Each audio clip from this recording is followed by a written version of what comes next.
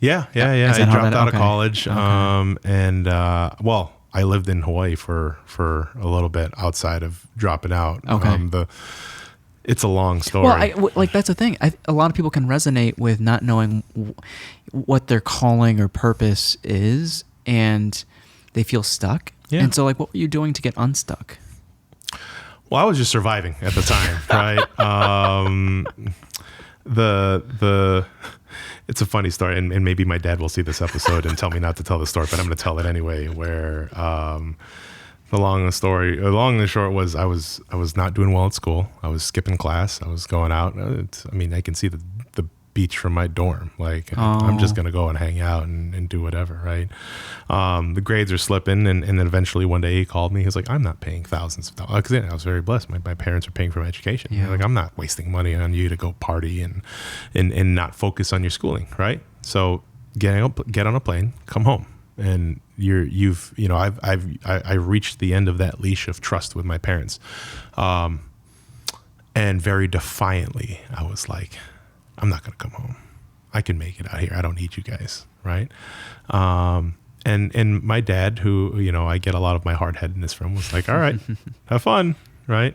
And I think he said that, with the whole, he'll last a few days. He'll call me back. Yeah. I'm Yeah, and you had this chip on your I'm shoulder 19 now. years old in Hawaii, in the highest cost of living state outside of San Francisco. The kid's going to last 48 hours, realize he has no money, and come home, right?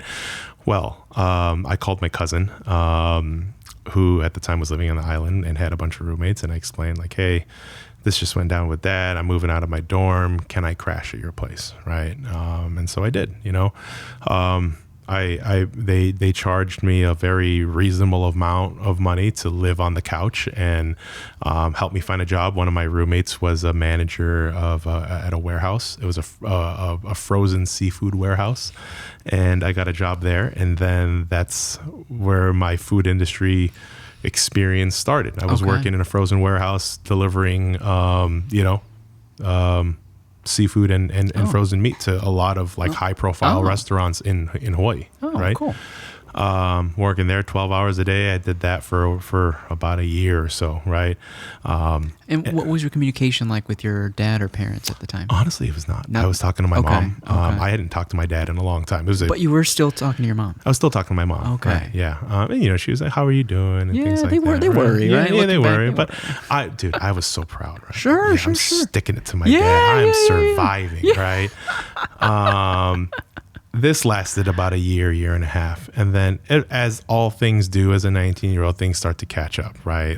I'm still being irresponsible with money. I'm living on a couch. And after a year and a half of doing that, which again was because I was 19 years old, living with 25, 26-year-olds. My cousin was a chef, who was a big part of my inspiration to become to go into the food industry, and watching him do what he did.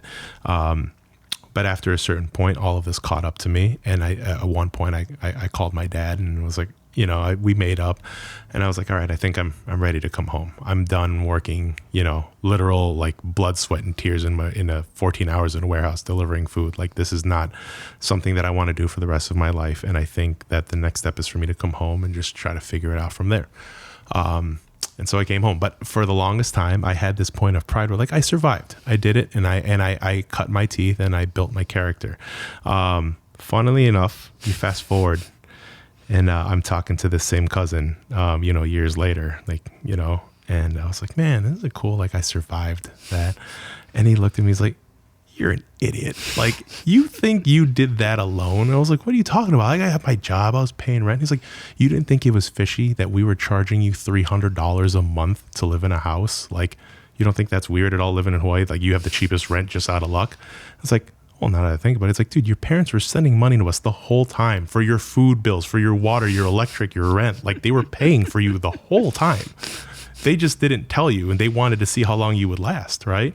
Mm. And so now I look back on that experience so I actually didn't do anything to an extent, right? What I did do was I got to learn a lot of the skills of perseverance, right? Yeah. Or at least under the guise of perseverance. But it comes back to the whole, where am I without my family? I'm nowhere, right? And so that in itself, You know, they say if you have family, you're rich. Man, I'm blessed beyond belief. But yeah, that's kind of like a funny little anecdote. I appreciate you sharing that. Yeah. At what point did your now wife come into the picture? Hey, what's up, guys? Thanks for tuning in. If you like this video, you might even like this video. If you haven't subscribed, please subscribe right here. I'll see you in the next one.